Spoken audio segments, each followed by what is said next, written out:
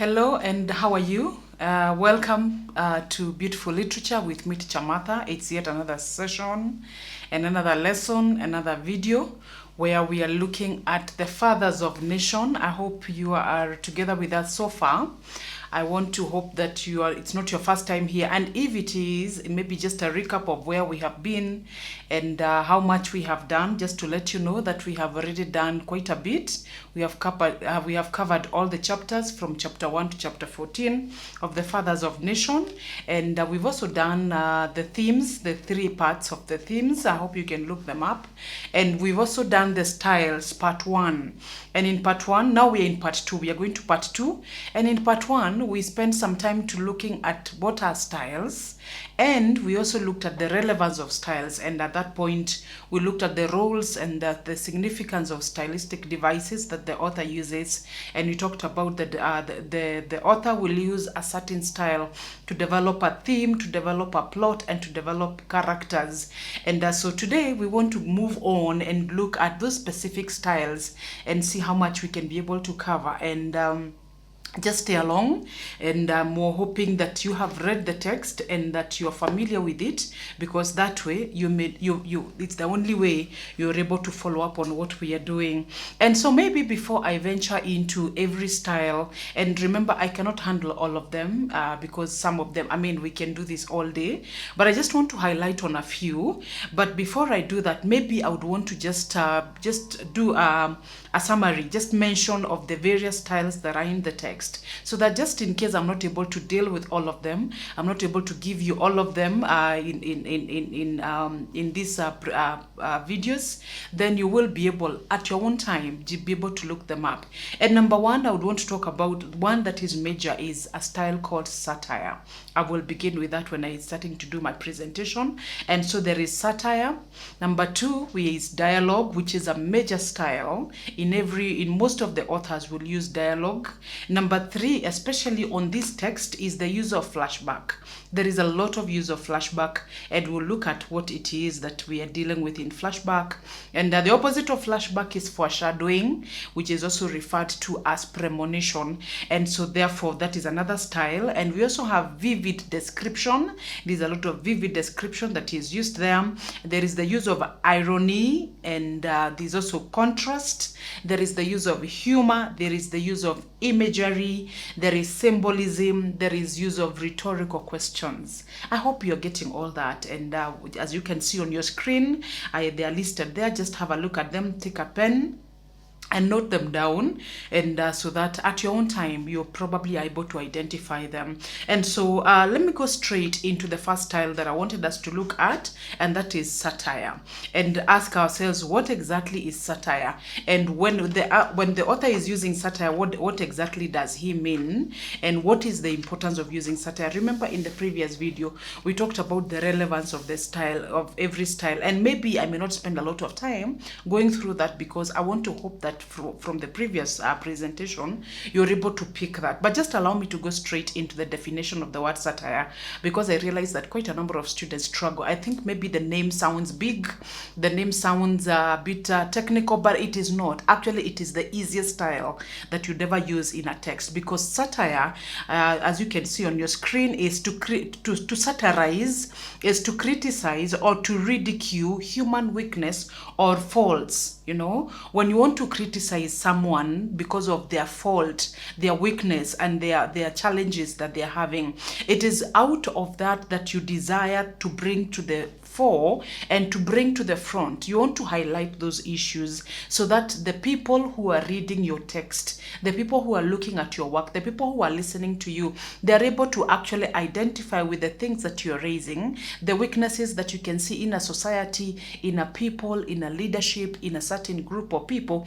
Those weaknesses, those things that they are doing that are not okay, the vices that you can spot. Now, those ones, when you bring them to the front, when you ridicule them, when you mock them, when you satirize them, when you criticize them, what you're doing is it's with an intention of making sure that those things are corrected. It is to make sure that those things are addressed, and your audience can choose better, so that they don't use that route, and they know that this is not okay, it's not acceptable, and so you need to think differently and look at things differently. And so we say the author has satirized, the author has satirized this and this, has satirized this behavior, has satirized this vice, has satirized all this. So the use of the word satire, therefore, it is just as simple as that. It is that act of ridiculing. It is the act of criticizing. It is the act of highlighting something. And sometimes it's in a humorous way. It is not in a way that you will actually pick an offense, but it's such a subtle, hidden way, such that by the end of the day, if you're not very careful, you may miss it out. But ideally, it is, if you're interested in reading and seeing what the author has to say, you'll be able to pick those things out. And so therefore, when you're looking at this text, if there is anything the author has done, is to satirize and to ridicule and to criticize, especially the leadership of the day. And if you look at the leaders we are having, and especially the heads of state, not just the presidents, but also even the junior leaders, like the members of parliament, there is so much that the author would want to highlight. There's so much the author would want to tell us that you, as the audience, you're expected better. You should do something different. And of course, I'm sure now with this explanation, are you able to pick a few things that you think the author would want us to choose differently? If you became a leader, or if you're a leader, are there things that you see in this text and you're like, I can't go that way, I wouldn't want to do things this way? For example, before we even go to the heads of state, let's even look at the characters that we have. For example, let's look at someone like Newborn Walomu, and his behavior, his moral stand, his moral compass is totally broken. And if you look at how it's been described about the way his social life, his life with women and wives and all that, and we are told it's really off. And even for Asia now to get married to this man who is way younger than him, it's actually more of just to spite Professor Kimani. And the author is ridiculing that kind of a lifestyle. He's actually ridiculing this kind of a response that Asia has. Is actually ridiculing and criticizing Asia for that kind of a decision. Because above all, in fact, if there was any time that Asia would have left Professor Kimani, not when he's just lost his daughter, not when he's just going through so much. And so therefore, the author chooses to pick these characters and this style of satire to just raise to the front for us to be able to see that on our social lives, in our family setups, there are things that are probably not acceptable. And of course, Newborn Walomu, even his response to Professor Kimani when he goes to his office to criticize, to challenge him for stealing the wife, you can hear his response. He says, why are you complaining? Your wife is not the first one to be stolen. In fact, statistics show there's so many, this number of men are losing their wives. So, the author would want to criticize that kind of a response. And of course, the heads of state also, as moving forward, the heads of state, their lack of keenness in these documents, in the summit, and the discussion they're supposed to be having.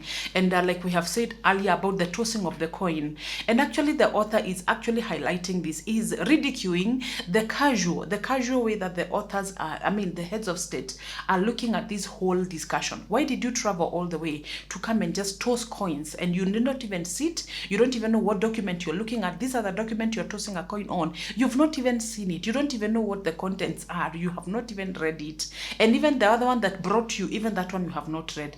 And the author, Paul B. Vita, would want to criticize that kind of leadership, a leadership that is so irresponsible in matters concerning their nation and decision making. And of course, even we talk about the issues of security, and the author also would want to satirize the way the security is being handled, and especially on this the summit, when we are told about how many police and guards and security that was brought into protecting these 50 heads of state.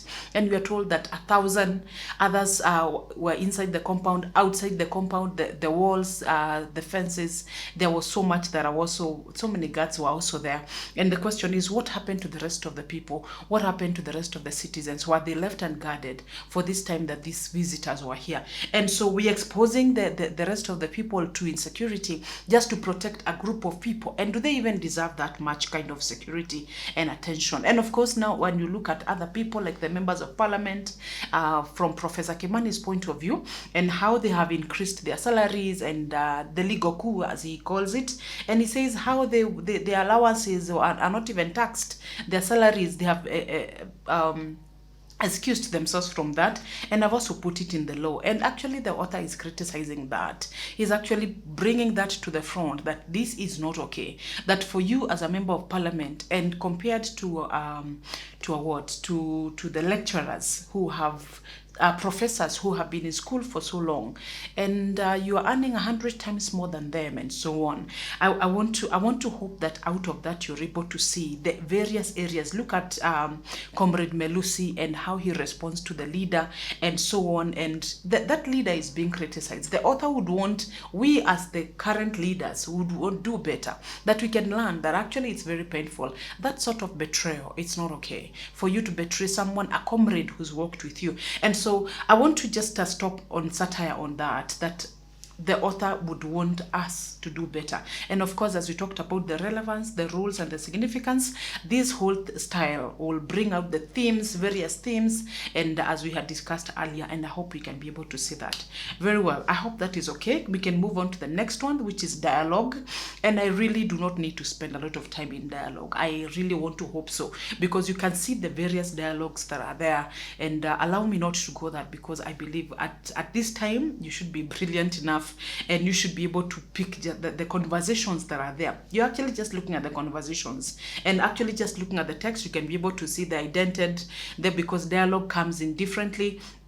You're able to pick the conversation between professor and his wife and the daughter when they're having ice cream, with the wife when they are in bed and they're talking about the marriage that is coming up with newborn Walomu. There is a conversation between Mr. Longway and the Professor Kimani when he gets to his house and Mr. Longway comes to visit him, and how that conversation actually helps us to understand where, as an African state, where we are coming from and all that. There is a conversation between Dr. Folabi and Mackenzie, and during the interview, and out of that discussion we are able to know so much. The story is developed, that we are able to know that Dr. Folabi is a lecturer, and he's born in this and this place. He has written this and this book. Now that in itself, as you talk about dialogue, we are talking about how relevant is it.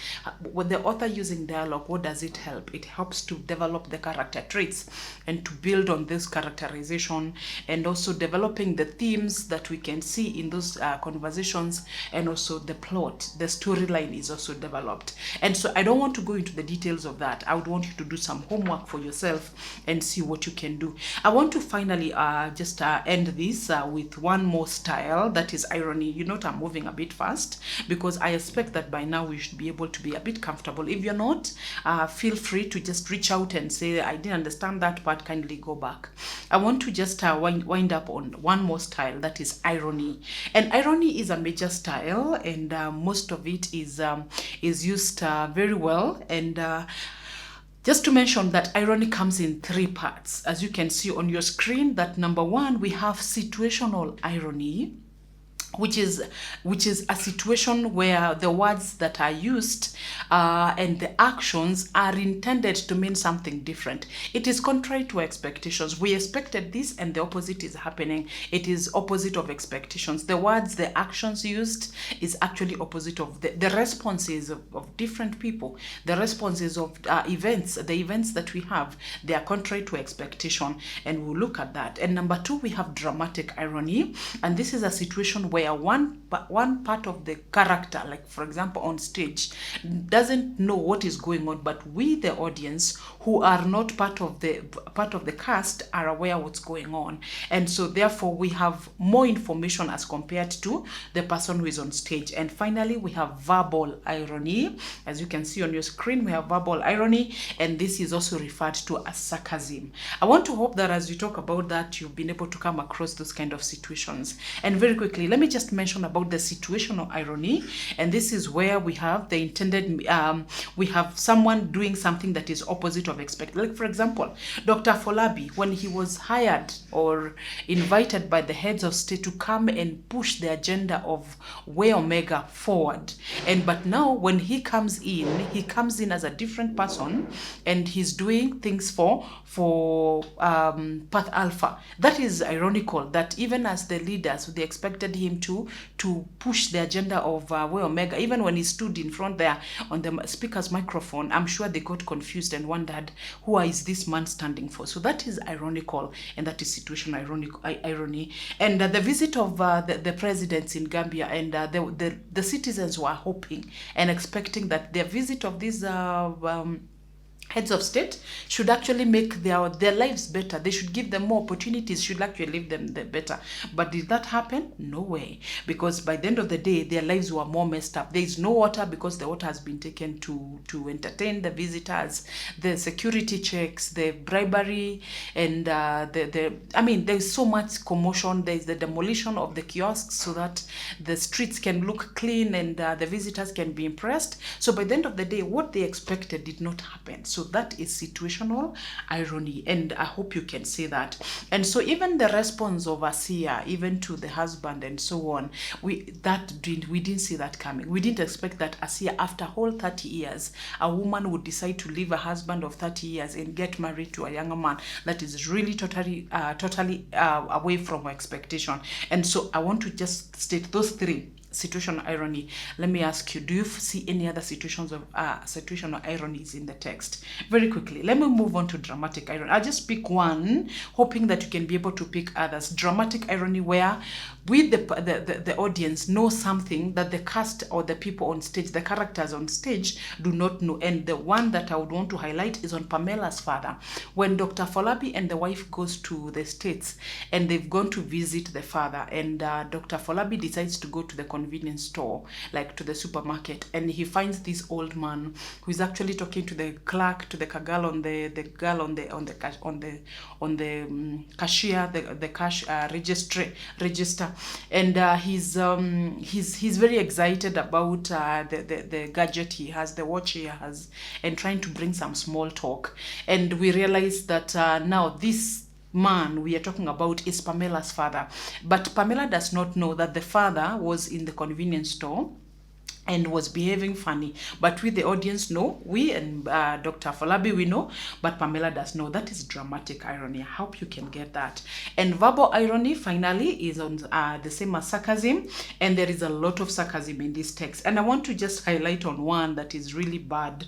Really very strong, where Asia is very sarcastic when he's having that conversation with the husband. And the husband is telling him that, are you aware that this money, these people, newborn, it's not just about money, that he's not happy.